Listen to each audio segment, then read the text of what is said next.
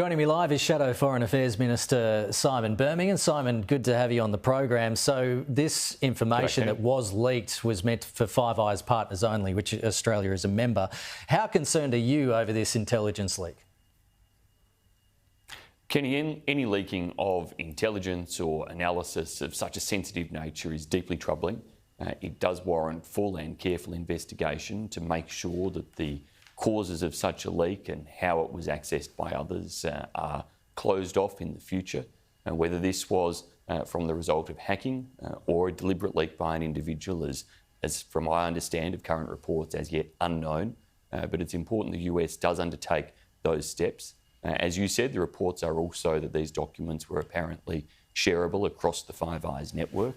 So it's important from an Australian perspective to understand if they were shared, if there is any exposure in terms of whether they could have been leaked from Australia, and that our government needs to make sure that any steps there are taken to give absolute confidence that it could not have emanated from out of the Australian system in any way. Yeah, that's important. Iran has sent a mission to the UN Security Council saying that the United States will bear full responsibility for its role in enabling acts of aggression by Israel against Iran, citing remarks by President Joe Biden in Berlin. What's the significance of Iran going to the UN in this manner, and is it likely to achieve anything? Kenny, these types of claims and calls from Iran are frankly rank hypocrisy. Iran is the biggest destabilising force at play in the Middle East and, frankly, at play almost in the world, at least competing with Russia at present for that sad and sorry title.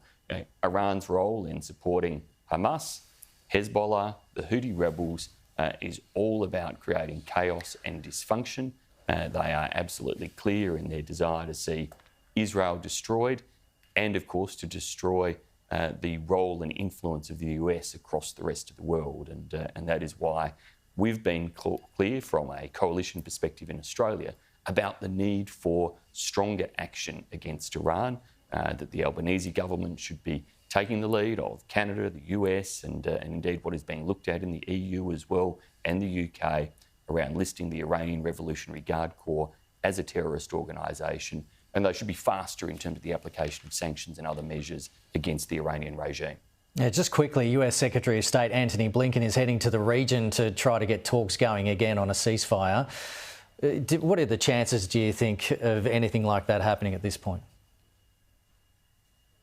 Well, I urge Hamas to release hostages and to surrender their remaining arms and terrorist capabilities, because that would achieve a ceasefire in Gaza that is so desperately needed by the Palestinian people there and could bring that conflict to an end. Equally, I urge the Lebanese authorities to engage comprehensively with Israel, with the United States, to try to achieve something that does ensure Lebanese authorities are in charge of their country and that they can work with Israel to remove that Hezbollah threat and ensure that people can live in southern Lebanon and northern Israel with the type of security and confidence that we all wish to see them have.